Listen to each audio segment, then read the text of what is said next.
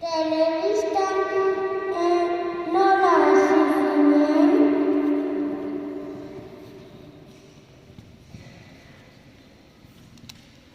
Bueno, egun on denoi, Zer modu zaudete, ondo? Bai? Bueno, asko izatzi zuete, Bueno, asko, baina asko. Bueno, a ver, ni telebistan hasi nintzen, 18 urterekin, bale? Ni hasi nintzen ikastena, zue bezala, 3 urtekin anoetan, egon nintzen BBH lau arte ikasten, bai? Hemendik atera nintzen, eta gero nintzen Tolosara ikasten, bale? Eta han ikasten behona, hasi nintzen lanen Ibarrako Garagardo-tegi batean.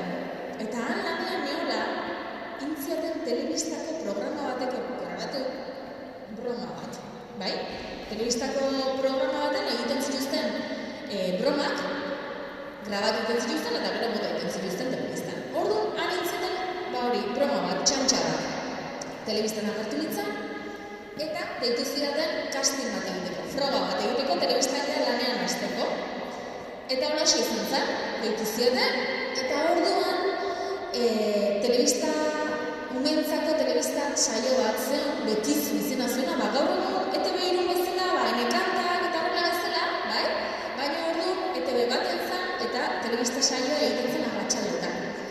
Deitu zidaten, bertan lan egiteko. Eta holaxe hasi nintzen, 18 urte nitula, pixka bat kasualidadez bezala, bai? Suerte asko dukinu, froga batzuk pasa behar izan ditu, eta holaxe hasi nintzen. Ez nun gehiagik pentsatu, zesan nahi hau egitea pila bat gustatzen zait. Orduan, bi aldiz pentsatu gabe, bai ez esan eta jarri nintzen ja, 18 urtekin oso gazte telebistan lan egiten.